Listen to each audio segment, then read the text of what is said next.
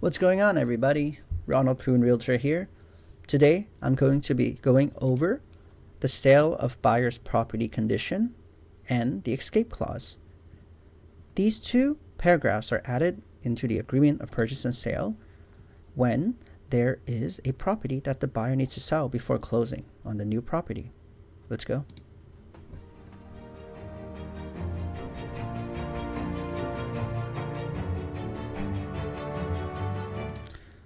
Alright, so I'm going to read this clause, this condition. By the way, a clause is like a promise to do something, and a condition is basically a way for the buyer to escape the contract, to get out of the contract. So let's read this condition first, and I'll explain it as we go along.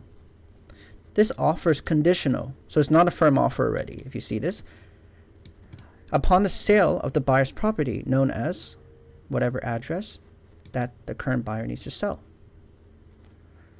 So unless the buyer gives notice to the seller in accordance with all the notice delivery provisions, which means in the APS and schedule, usually it's going to write out how we're going to communicate. Usually that's through email, phone call, WhatsApp. So no later than a certain time period,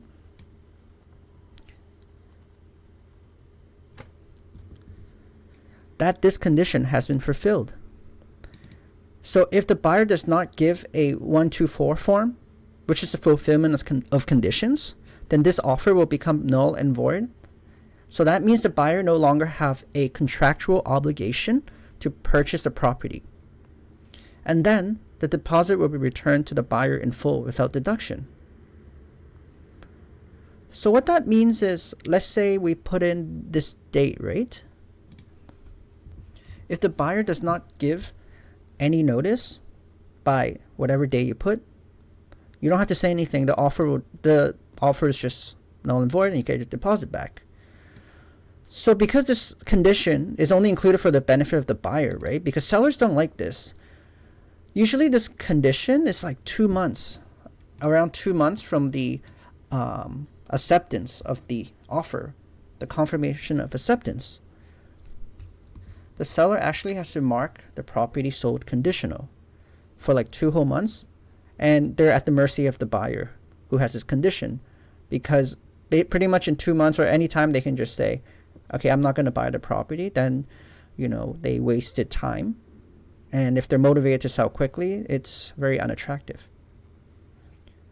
So the buyer can also waive this instead. So you can waive a condition, or you can fulfill a condition, or you can just cross it out in the contract and initial. So waiving means that you didn't sell the house, you didn't fulfill it, but you still want to buy it, maybe because you won the lottery. Maybe someone gave you some money. But that's not the seller's business. It's your obligation to close the deal then, if you firm up the deal by fulfilling or waiving this condition. Now, as I said earlier, there's 2 whole months for you to sell the property sometimes. So no seller would accept that offer. However, there's something called an escape clause that actually the buyer's agent will put into the contract to make this an acceptable offer. The seller may continue to offer the property for sale. So leave it on the MLS and, show the property to other interested buyers, if any. But to be honest, most people don't want to waste time seeing a sold conditional property, especially because they know someone can just firm up. So basically with this clause, if the seller receives another offer to buy the property, they can tell the buyer basically to firm up within 24 hours to waive or remove this condition. Okay, and you got to give this notice in writing again to the seller. Everything real estate is done in writing. And then otherwise, within 24 hours, they can kick you out and receive the other offer, basically. So in conclusion, I would say that a very long conditional period in a real estate transaction is generally very unattractive for the seller. But with an escape clause, it allows them to not maybe give up on other offers, potentially. So these conditions will also depend on the current market. So if it's a seller's market, they pretty much won't look at this at all. But if it's a buyer market where there's not too many buyers basically, and prices, are low, it's a quiet market, and buyers have the advantage, right? Then sellers might actually consider this because maybe they haven't gotten an offer in like 3 months. So just try this. But if you're getting like an offer every day, they probably won't like this condition or any conditional offer really.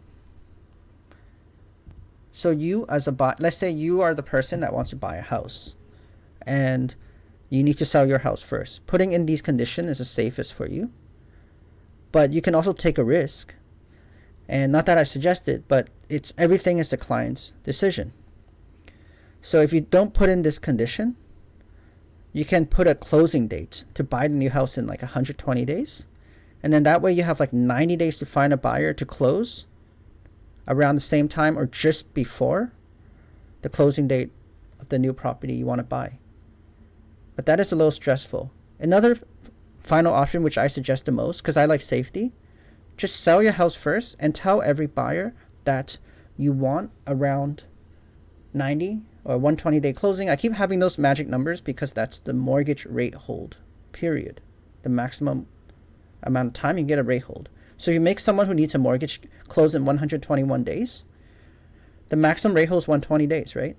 So what if interest rates go up a lot and then right before closing they try to, they're not locked at that rate anymore. And if rates are at like 8%, then maybe you don't qualify for the mortgage, then they can't close, then they get into legal trouble and lose their deposit.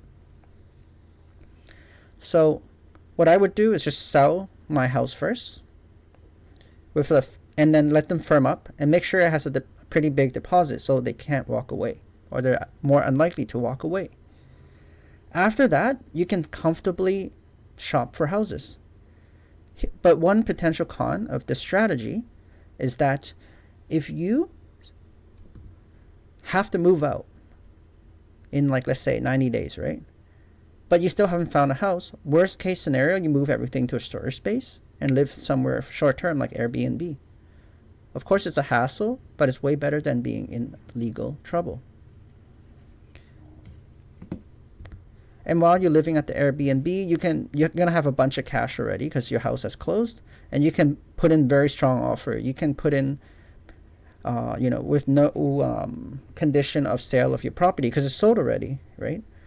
And then you could even, if you have a very high chance of getting a mortgage or you have all the cash, you can put in a firm offer if you want. Of course, that's a little riskier, but you could potentially get like 5, 10, 15% off if it's a seller that really wants a firm offer. For example, once I helped a seller sell a house and we had 3 conditional offers back out, and my seller was in a very hard situation where if they don't sell their house by, let's say 4 months, they would basically default on the mortgage and go through power sale, which is more expensive than selling it yourself because there are a lot of fees added on top by mortgage lenders. Anyways, it's nice to chat with you guys about real estate. If you have any questions, you can see my information in the page coming up next. Always happy to help any buyer or sellers. Take care, guys.